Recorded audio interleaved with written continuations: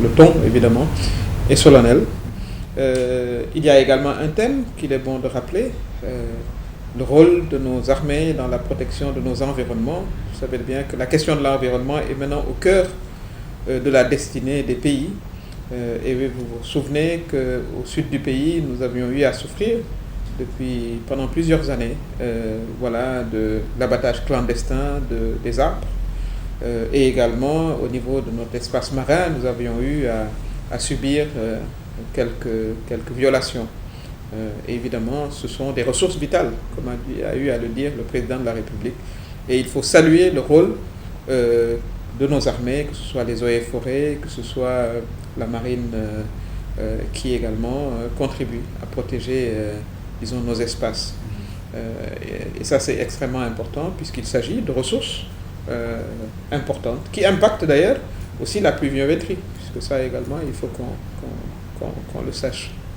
Monsieur le Président de la République s'est adressé également aux acteurs culturels, puisque c'est l'année de la culture. Il a rappelé, disons, toutes les réalisations, notamment les édifices religieux rénovés ou construits, les lieux de mémoire, et il a réaffirmé son soutien aux acteurs culturels. Le président a saisi l'occasion pour rappeler également, disons, un certain nombre d'acquis, des investissements en termes d'infrastructures, en rappelant l'objectif de sa dernière mission dans le nord du pays, où il a eu à inaugurer, à poser des premières pierres. Et évidemment, il a appelé l'ensemble de nos concitoyens à l'accompagner dans ce travail de construction nationale. Il s'est également penché sur la question de la liberté, en rappelant que c'était un bien extrêmement précieux. Le Sénégal est un pays libre et un pays démocratique, et cela, disons, est un acquis mondial.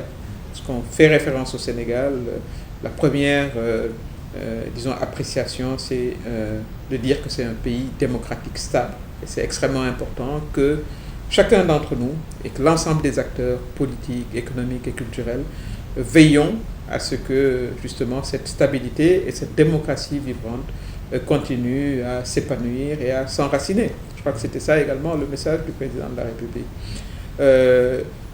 Il a également rappelé que la bonne gouvernance était une option irréversible de son régime.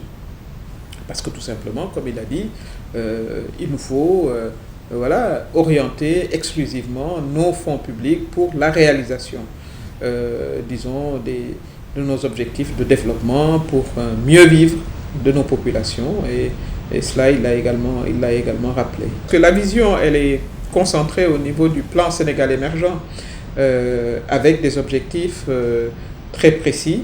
L'action, c'est la matérialisation à travers les programmes, le PUDC, PUMA, programme qui concerne les zones frontalières, les objectifs également économiques qui sont importants, les mécanismes de financement, ça ce sont les actions, mais également les résultats, parce que le président souhaiterait pouvoir montrer très concrètement aux Sénégalais, disons, ce qu'il a pu faire et ce qu'il est en train de faire. C'est le sens un peu de l'évaluation qui est faite régulièrement sur les acquis du PUDC, du programme d'urgence de développement communautaire, en termes de forage, en termes de kilométrage, de pistes, que ce soit également les programmes sociaux, très importants, les bourses familiales, avec une quantification exacte du nombre de familles, 300 000 familles, qui touchent, disons, cette bourse-là. Donc le président a une culture également de résultats et il invite son administration et l'ensemble des acteurs à partager cette culture. Qu'on passe de la vision, disons, au résultat, en passant évidemment par des actions efficaces. Le président est un homme d'ouverture. Vous savez qu'il a institué la journée du dialogue national.